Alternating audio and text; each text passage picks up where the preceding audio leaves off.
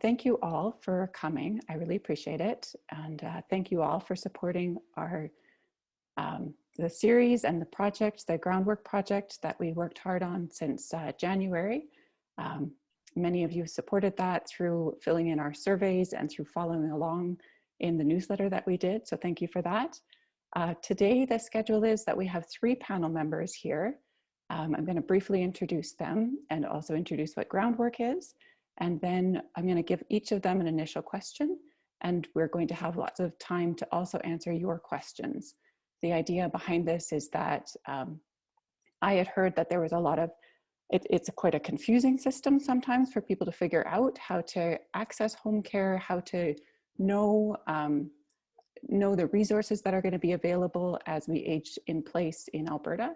So that's why we created this panel. We want to give you access to some of the insiders who know how this works and to be able to put your questions directly to them. So if you've got questions anytime during this whole series, you can just pop them in the chat. If you look down near the bottom of your screen, you'll see the chat. Just type right in there.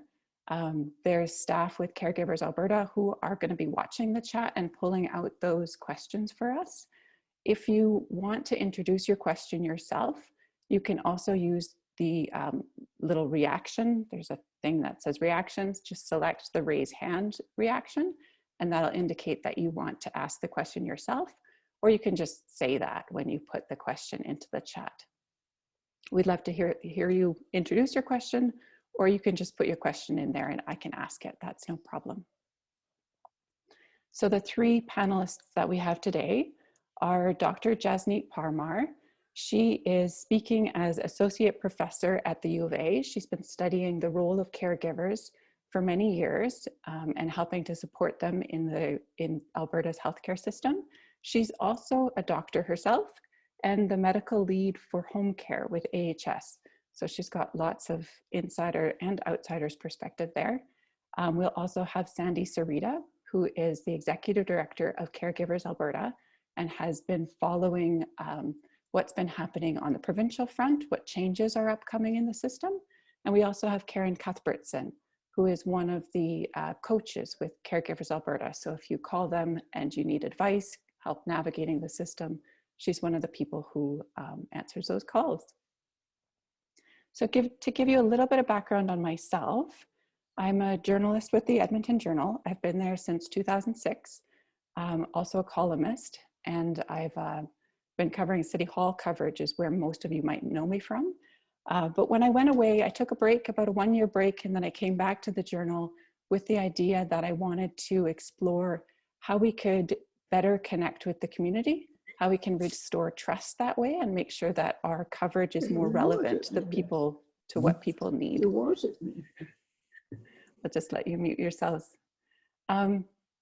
So that's what we've been doing with Groundwork. If you want to know more about Groundwork, you can find out about it at edmontonjournal.com/groundwork. And I'm happy to answer questions about that as well. Since January, our focus has been on seniors and COVID. So that's where this comes from. To get right to the panelists, I'm going to introduce them in a little bit more detail, each of them, and ask them each an initial question. And as I mentioned, you can put your questions in the chat. So we'll start with Dr. Jasneet Parmar. As I mentioned, she's a practicing doctor. She also has experience as a caregiver. She took care of her father for a long time, as well as being a caregiver for him while he was still in long-term care. So she has that experience continuing to care for somebody when they're in a facility. She's also associate professor at the University of Alberta and medical lead for home care and transitions with the Alberta Health Services in the Edmonton zone. So the question I wanted to start off for her is, when I interviewed you for the Cracks and Chasms series, we talked about a pilot project for the Edmonton zone that would better support caregivers in their homes. I was wondering if you could talk about what came out of that, this invoicing model, and give us some context on why that's important and how what people should do if they want to access it now. Thank you for the introduction, Elise, and the question. And my comments come from a variety of experiences. And the most important one being a clinician, a care of the elderly physician, which I've done for now close to 29 years. And in the course of that work, I've practically worked in every setting in Edmonton zone. And currently, I do home-based assessments. I do this in conjunction with home care services. So I have not only in my role as the medical lead for home care, but also in my clinical work now have worked very closely with home care. And during the course of this work, realized that we need to do a lot more to support older adults who are choosing to live in the community and want to age in their own homes. Because with age come multiple comorbidities and other geriatric issues. And as the age-related needs grow, both because of aging as well as an accumulation of health-related issues, so do the need for supports. Now, majority of supports are coming from family caregivers. And I have to say this, that without a doubt, this pandemic has brought the family caregivers out of the shadows. We've considered them a shadow workforce for the longest time. It isn't that we didn't know that they were doing a lot of work, but the pandemic has actually made that invisible workforce visible. Even prior to the pandemic, in our zone in home care, we had embarked on what can we do to support people to age at home, age well at home, be supported, and also support family caregivers. And thus arose that pilot project. In that pilot project, which was done with input from a client and caregiver advisory committee, we met with them for over a year. Sandy was part of that consultation. We learned what our clients, we call them clients, people we look after in home care, we call them clients, and what the clients and caregivers would need. And based on that, we brought together this pilot project, which had 3 essential elements. One of them was identifying people who needed us the most. Number 2 was doing what we call caregiver assessments. So more and more, we are starting to look in a structured, organized manner as to what do caregivers need, and then provide them interventions. And in the interventions, we provided them certain supports that would help them be more comfortable living at home, which included expanded and flexible respite for family caregivers. It included an independent support package, which is additional supports for homemaking, etc. And we also used what we call the invoicing model. And that's the question you just asked, Elise. I'm happy to share some insights on that model. The invoicing model is an alternate way, an alternate method of home care to provide support services. So when you look at home care, what does it do for you? It provides case management. It can provide direct professional services, such as an OT assessment, a PT assessment, or social worker support. And it provides, which most of the people are familiar with, are support services. That supports for basic activities of daily living or other functional needs of a person. That's when we get into the business of home care then, contracting agencies to provide that support. And that's when healthcare attendants from contracted agencies then go into people's homes and provide supports with dressing, washing, grooming, medications, etc., etc. The invoicing model is an alternate method to providing those supports from the contracted agencies. So what does it do? It allows the client, the person that's receiving home care, and their caregivers to take over acquiring these services. So instead of home care now directing care through these caregiver contracted agencies, clients and family members can do it. And that gives them more flexibility. It gives them an opportunity to hire. Again, they have to still be insured people in the area of home support services, but it allows them to hire who they choose to and how that service is provided. So the assessment is still done by home care, and it's once the person assessed for certain unmet needs, then the people receiving the care and their caregivers can ask for the invoicing model so that they can acquire these services directly and have some control. It allows people, especially who are in areas where they would rather have somebody who speaks their own language. Rather, there could be some cultural influences where they would rather have somebody from their background.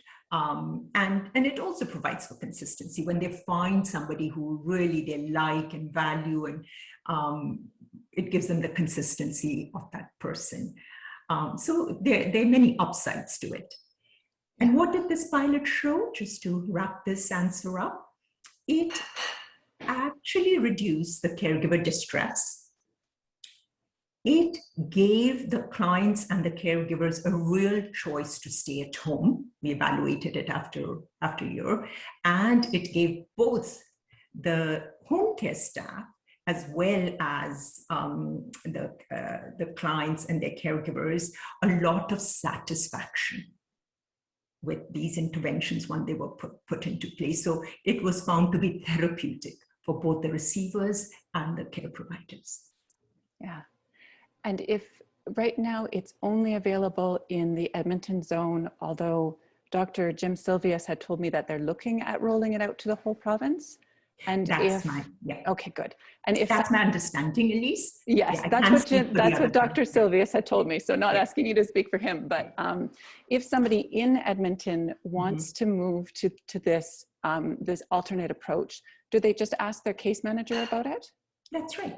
Okay, so they have to register with home care and ask their case manager. Yeah, and hopefully they're already on home care. And if they are on home care, yes, please pick up the phone and speak to the case manager, and they'd be happy to go over the pros and cons of the invoicing model. Yeah, excellent. Thank you. I'm going to move on to our next panelist. And again, if anybody has questions, you can just drop them in the chat. And just for anybody who's come in recently, wanted to let you know that we are recording this so that we can put it onto the edmontonjournal.com and edmontonsun.com websites afterwards. So if you don't want to be on the screen, just turn off your video. If you want to leave your video on, that's fantastic too. Then you can see who else is in the session. Thank you, Dr. Parmar. Next question is for Karen Cuthbertson. So Karen is a coach with the Caregivers Alberta. If you give her a call, if you give Caregivers Alberta a call, they offer a free service, which is just a one-on-one coaching service, which provides navigation. You can ask your questions about how you access care, and also support, because one thing that I've had my eyes open to during this process is just how challenging it can be when you are needing care and when you are starting to provide care for someone else. You can kind of slip into this role without really realizing what's happening, and without knowing that you need to stay healthy yourself in order to take care of somebody else. So that's what they offer. It's a coaching role and support services, and it's free, as I mentioned, if you give them a call. Karen has personal experience as a caregiver, both for her adult child, for her parents, and for her in-laws. So she's got experience navigating the system herself. Yeah, and I'm really happy to send my question to her. So Karen, you've had many conversations now with caregivers, some of whom are at a point of crisis. But speaking now for people who are before that point, people who are just now starting to think about aging in their home or what decisions they want to make, could you go through what are some of the most common myths or misconceptions around aging, especially aging at home in Alberta? And if people are at the beginning of this journey, what do you think they should start thinking about now so that those future decisions will be easier. Oh, thank you, Elise.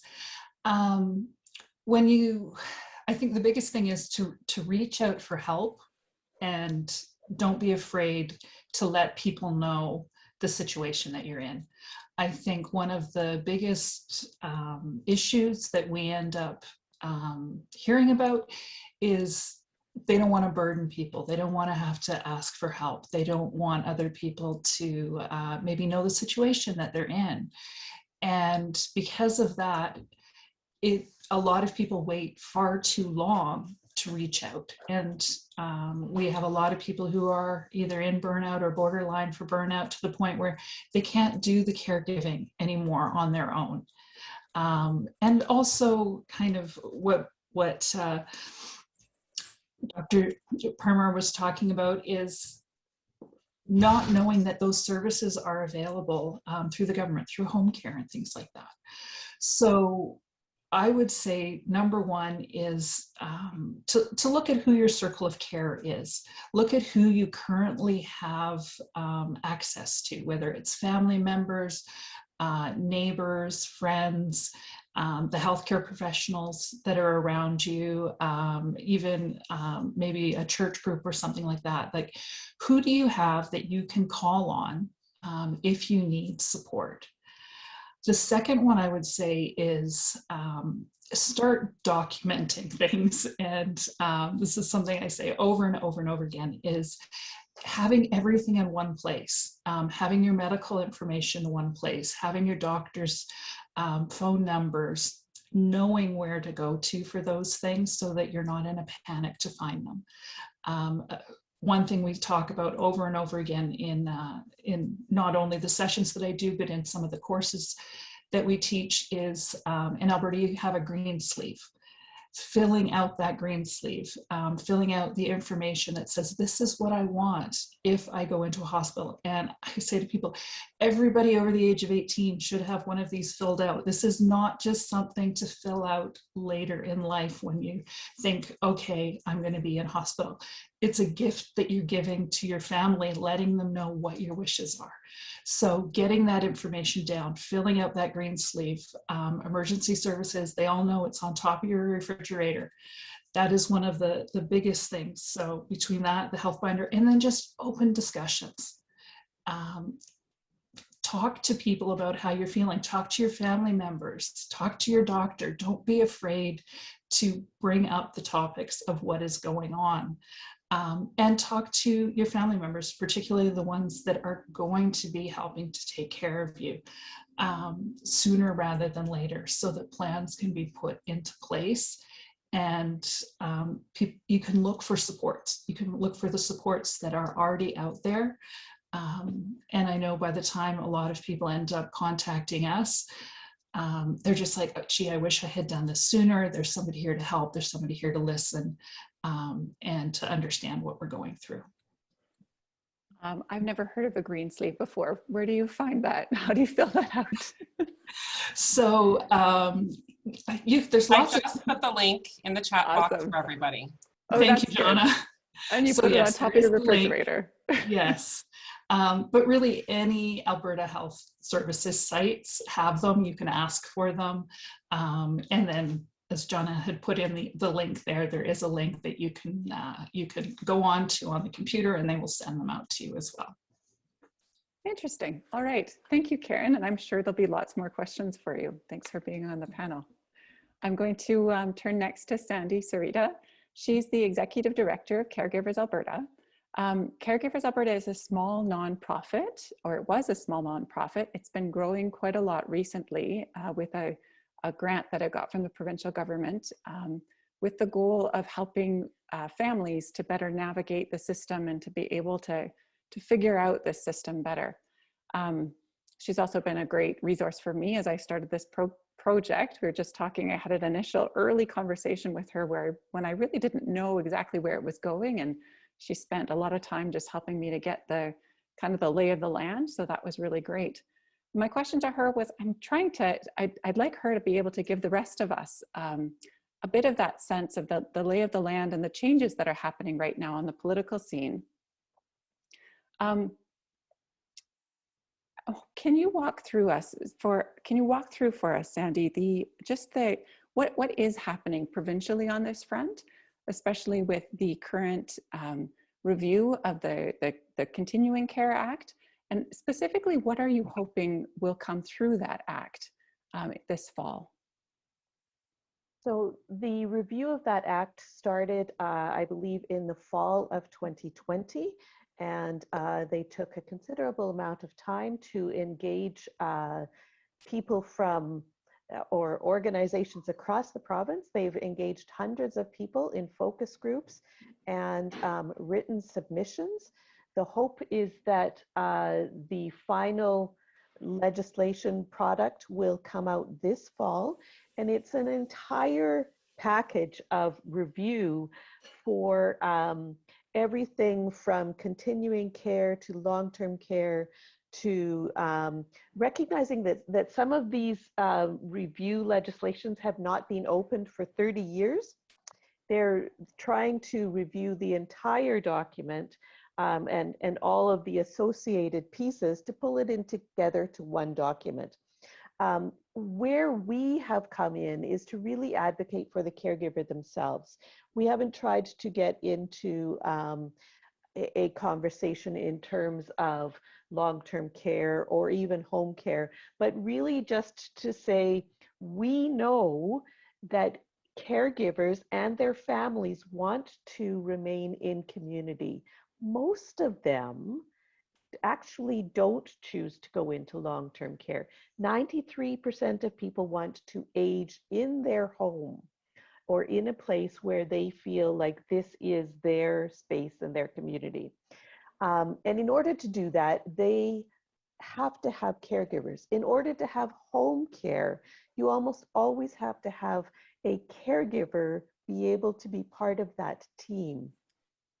So that 93% is really where we try to advocate to hopefully educate caregivers about what their rights are in terms of aging in place. So one of the things that's really important to note is that caregivers provide 80 to 90% of the care that is provided to a care recipient. And whether that's in long-term care or whether that's in community, that's an enormous figure that we really have to recognize has a huge impact on our community and our whole economy, really. So what we hope is that, as Jasneet referred to, Dr. Parmar referred to, we want the caregiver to be recognized as an individual client in the entire health spectrum, and that health team of people that are working with their loved one, the person that has is challenged with illness or disability. Oftentimes the caregiver is ignored. And so we're really advocating for recognition and for the caregiver to be a client as well, so that they have their own rights, and so that we can really look at what are their needs in the home. They might be caring for other people as well. They might feel that they're overwhelmed and they can't take on one other person. So again, it's just really looking at the big picture for the caregiver, providing them with individual support services, as the invoicing model suggests, that allow them as a caregiver to achieve the outcomes that matter to them in life, not just to feel that they are totally overwhelmed and that their whole life has to change because their spouse, their parent, their aunt or uncle suddenly got ill. So it's that advocacy piece that's really important, and that we hope that caregivers are recognized and that they have their own rights within the legislation that's to come out in the fall. Thank you for that. I think that piece about that feeling overwhelmed, I noticed even somebody in the chat talking about having to leave their job or having to take, I hear that more often about how unexpected and how much work it really can be Yeah. Yeah, and the unfortunate part if somebody leaves their job is that they no longer have the financial supports. Any financial supports that Canada offers are part of the EI model, which means you must be employed in order to receive them. So one of the things that Karen would be able to tell you is one of the first things we tell people when they call in is don't leave your job. Let's find other ways to help you to get through the journey that you're on without leaving work, because you may be able to find financial supports that you couldn't otherwise. Oh, that's a really good point. Thanks for bringing that up. Yeah. Jono, how are we doing for questions? Shall I ask another question, or did we have some specific ones you wanted to bring up? We do have some questions. One of them regarding what Sandy just spoke about in the continuing care review. There was a question. Do you know, Sandy, is the Resident and Family Council Act a part of this review? Yes, it is. Okay. So that was an important question that popped up. And then there were quite a few questions around what Jasneet spoke about around the invoicing model and self-managed care, and what is the difference? And there is some information in the chat regarding how you can talk to your case manager about that, and a phone number you can call to schedule an orientation session. But Jasneet, anything else you would like to say to that? Yeah, and very simply, the essential difference is that the self-managed care, you have to set up a business. So it's the same kind of services being covered by self-managed care as they are with the invoicing model. With self-managed care, you have to become an employer and set up a business and then follow all the rules and expectations of a business. Whereas in invoicing model, you don't have to do that. So really it depends on the client and the caregiver as to what would they prefer. And I would always suggest, please call the case manager and have a discussion about it, because different models fit different people. Some people don't mind being an employer and they would prefer to have that control. You can get more mileage out of self-managed care because you can decide how much you're going to pay someone within the pocket of monies that you qualify for. And also you do not have to go through contracted agencies. So again, more flexibility. But the downside is it is a business, and that can can be cumbersome. And also then you are responsible for the hiring and firing, and some people don't like to do that. The backup plan is also challenging, because if then the person you have hired doesn't show for the service that's required, it can become difficult. So we always, whenever we discuss self-managed care, we always talk about what will be your backup plan if that person doesn't show.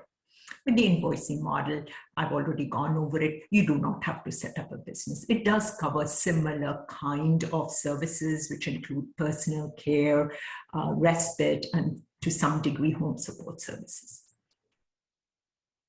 Thanks for that, Dr. Parmar.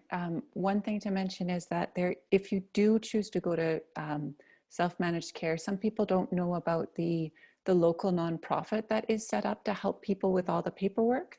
That's the Edmonton Residential, perhaps somebody could put it in the chat as well, but the Edmonton Residential Care Support. Yes. They help you find somebody and handle all the taxes and stuff like that for you. There's more options out there now. Yeah, and that's really worth mentioning, because I think, Elise, you had it in one of your articles as well, the Residential Care Aid Support Service. Yes. And it helps you also access care aids. Yes. So you can certainly use it for the invoicing model too. Yeah, and in all these cases gives you access to people who've been doing this for a long time, and can give you advice on how to find the right person. And onboard them and everything else like that. Yeah, absolutely. So you have a certain degree of guarantee when you're going through that service. Also, I'd like to mention, let's not forget people who pay privately. right? And that's come up in the chat box. Yes, you know, many of us use private services. Not everybody can afford them, but people who can afford them are looking at private support people.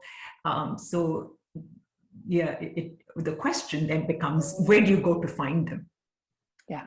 Once again, you can go to the service we just mentioned. And this is where I say, call Caregivers Alberta, you know, call Alzheimer's Society, call these different community organizations, because they can help you with wayfinding and make certain recommendations. Now, certainly there are directories out there. There's 211, there's Sage Directory, now Core Alberta, the platform that's come out, which has become a repository of resources, etc. But really, a lot of people need one-on-one navigation through the system. And that's where I say, you know, if you're looking at the social systems of care, please call the community organizations. And if you're looking at the health system of care, call your case manager if you're on home care. Or if you're not on home care, speak to your GP, to your general practitioner, because the primary care networks are also now helping their patients and caregivers navigate the healthcare system. Yeah, good. I just noticed that we have another question, and from David Leonard, and I think he wants to introduce it himself. So why don't I let him do that? Is somebody able to unmute him? I've unmuted myself, and actually I am David's wife. Unfortunately, he had to go away to take his father on a last-minute health appointment, so I'm in his place. And hi, I'm Sony, and my question is to the doctor. Can you speak a little bit about your the invoicing pilot program? I guess apparently now it's in place for the Edmontonian, for the Edmonton area, I guess. And I just want to see whether you can maybe talk about the similarities or the differences for the clients that have special needs like dementia or second language. So how does that program address those needs? Because obviously with dementia care, it's a much higher level of care. Right. And there are a number of questions in the chat box about whether this has continued, the services that I'm talking about, if they've continued beyond the pilot. Yes, they have. So definitely invoicing as an option, caregiver assessments and supports, respite, etc. All of them are available. As I said earlier, I can only speak to the Edmonton zone. I know there are options available in every zone, but I don't know the extent of services and options in those zones. Now, without a doubt, we are there for people with dementia and their caregivers. So we have a lot of people with the diagnosis of dementia on home care. They often require case management. So it's not just the support services we offer. Home care offers case management, and people with dementia, they often require a fairly high level of case management. And certainly during the course of that trajectory of dementia, the care needs can fluctuate. And as they increase, which often is the case, then more support services can be put in. And it is one of the commonest reason for respite care. So having to care for people with dementia can take a tremendous toll on their care partners or their caregivers, providing them a respite has been proven to be effective if that respite is provided based on the caregiver needs. So the important thing here is you've got to ask the caregiver what they need and when they need it, and be very flexible in providing them the respite when they need it. And in fact, in home care, this has now become one of our key services for people with dementia, is always assessing the caregiver needs. We do what's called a caregiver risk screen. And if the risk is quite high, like it's moderate or beyond, we always make it a point to offer them respite. Thank you for that, Dr. Parmar. I'm hearing that there's a lot of very specific questions in the chat as well. we might not be able to get to all the specific ones, but we can follow up as well. One quick question is the Edmonton zone. How far outside of Edmonton does that stretch? Like, does that include Leduc? Yes, it does. Okay. So in Edmonton zone, we have 5 home care networks. So the major ones being the urban networks. So that's our southeast, southwest, and northeast. But we have a donut around Edmonton, and that donut is suburban, rural, east, and west networks, and covers all the way from Fort Saskatchewan, Sherwood Park, Beaumont, Leduc, Thorsby, Warburg, Evansburg, Westview, Mornville. I'm just going round at the end. Sounds good. They should check the map then to see whether, if they're just outside Edmonton, if they're in or not. That sounds good. Yeah. I wanted to ask a question to start with Karen, and then if anybody else wants to add in on this. And this question comes a little bit from personal experience and just from the perspective of someone who isn't quite at this stage, but is trying to think ahead of what to expect as they age. So Karen, could you tell me, in your experience, how possible is it to age at home and for how long? And at what point do you start to recommend people start looking at other options? Because home care I think is limited, although there might be some flexibility with some of these self-managed care and other programs. So just your advice and your thoughts on that. That's a very challenging one, just because it is so dependent on the situation, and the type of care that the individual needs. If it's something that between home care and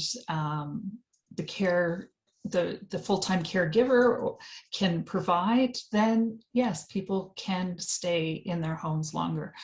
I do a lot of work with dementia. And quite often it ends up being the caregiver who they're at the point, they're like, no, I can't do this anymore. Even when there's supports, they're put into place. So it really, really depends on the situation, whether or not people can stay in their homes. And again, you have to look at both the caregiver and the person who's requiring care, and make sure that the needs of both of these groups are being met. And that's one of those things I know is very, very challenging for caregivers, again, to say, you know, I don't think I can do this anymore. And at that point, it's okay, we do our best to try to help them get more supports in place. Of course, during the pandemic, it's much more challenging. There's not day programs available. There's lots of things that would normally give them the respite, that break that Dr. Parmar was talking about, but just trying to find that balance is definitely a challenge. Yeah. And one thing that my eyes were open to during the course of this research also is how it's not necessarily a black and white line, right? Like it's not like you're at home or you're in care, or your mom is at home with you, or you have nothing to do with her. There's a graduation there. There's a continuum. Could you talk a little bit about exploring what other options, like if you can no longer have that person at home with you that you're taking care of, what other ways are there that you could still feel very connected and be that big support for them and stay connected to your wife or husband, but also have more support in more of a facility setting? So again, it really still depends on the level of care that's required. And Alberta Health Services will do an assessment of the level of care that is needed when looking at assisted living or a long-term care facility.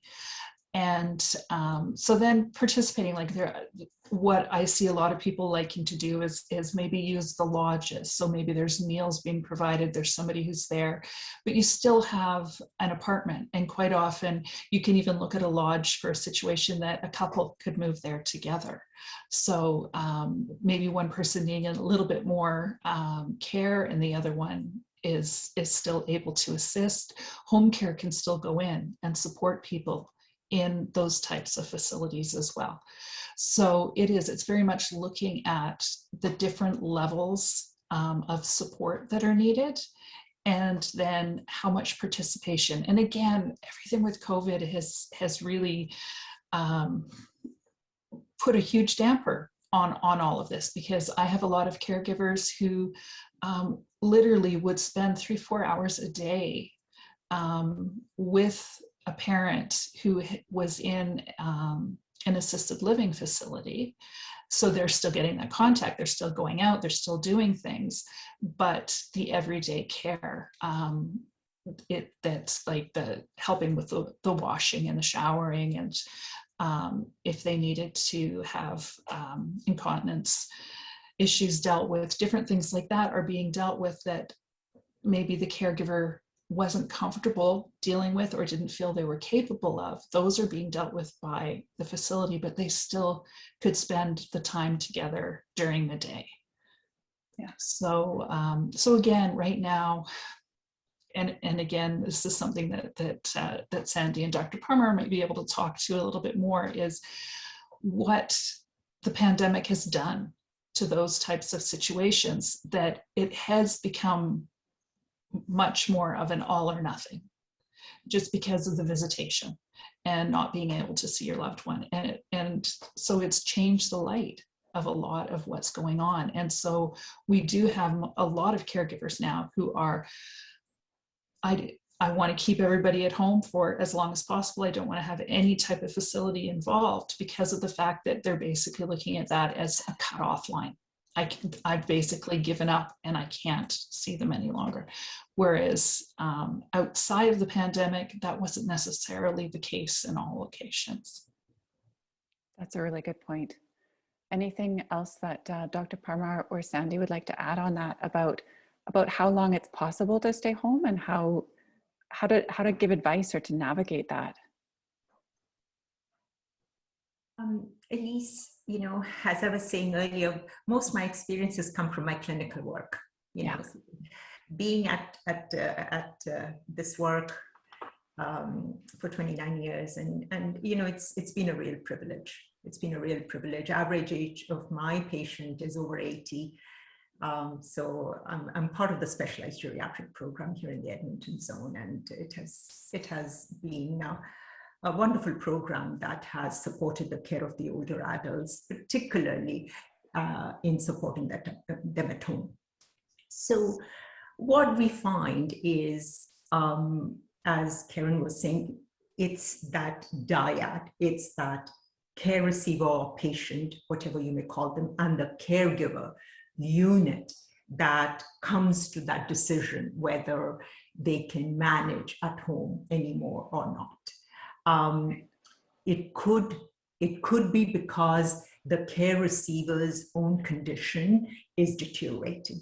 Often it is fraught with what we call geriatric syndromes, which is dementia, cognitive impairment, recurrent falls, incontinence, multiple comorbidities, urinary incontinence. And then the other side of the equation is the caregiver stress. So it depends on how much the caregivers can take on, because caregiving can become quite a chore when the demands increase.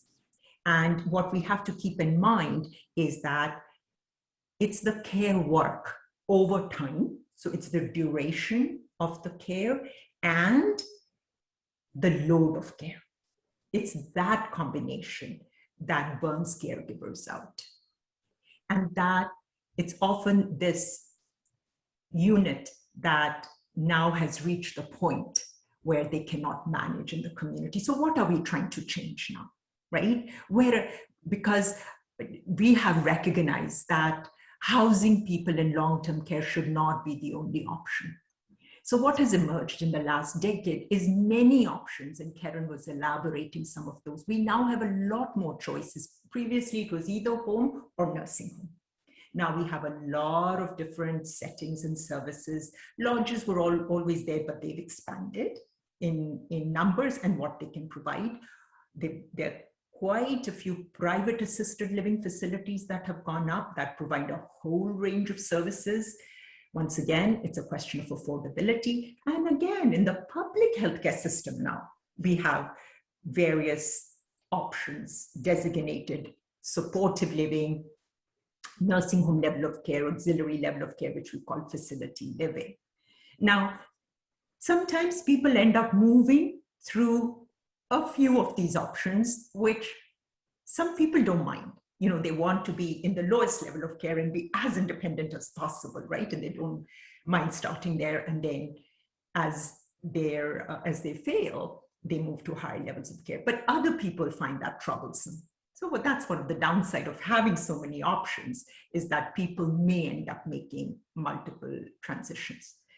Yeah. What is the other change that we are seeing in society at large within the healthcare system, and what our community organizations and government are supporting, is actually focusing on this dyad and trying to understand what is it they need to age at home, right? So getting away from that cookie cutter approach and making this assessment, this needs assessment, individualized. And it is going to be different for every person, as Karen said, literally. There's no way you can homogenize these assessments, and no way can you, treat them all the same and come up from the lens of the system. It has to be from the lens of that individual that we need. And what we are finding, which is so interesting, that some of them don't need much. So when we go in and we say, we can only do this, this, or this for you, you know, my previous director of home care says, it creates a culture of poverty. What you should be saying is, what do you need? And then look to see what you can offer and what others around you can offer. So there's increasing emphasis on that, and there's no question that's the direction we are all heading. There's a lot more collaboration and coordination amongst all the different organizations and services that are now wrapping themselves around this dyad. So that is the way forward. And when we truly understand what they need, and we are getting there slowly, we invest them. Where should the investment go? Is invest in what will it take to help people stay at home, as long as they're choosing to stay at home. Yeah. Amy has a really good question here in the chat that I just wanted to read out and then see who has a good answer for her. She says, now that COVID is going on longer than we all anticipated, do you have any insight into how to get seniors supports, such as laundry, cleaning, exercise therapy, etc., that we previously paid for privately, but are no longer allowed into a facility, even when someone is in an independent living suite? This is taking its toll on families, as they don't have the time to do all the care and all the extra stuff private providers used to provide. Any insight on that? It's a tough one.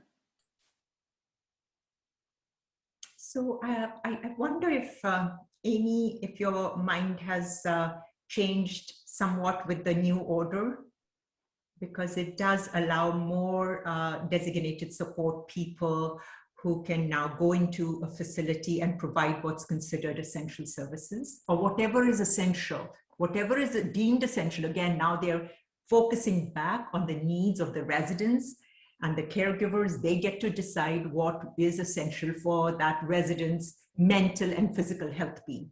And up to 4 people can be designated to go and provide that. So Amy, I'm not sure if you're aware of that change. That order is going into effect as of May 10th. She has raised her hand, so I'm wondering if somebody can unmute her so that she can speak. She's unmuted. Go ahead, Amy. I think I'm unmuted, yeah. Awesome.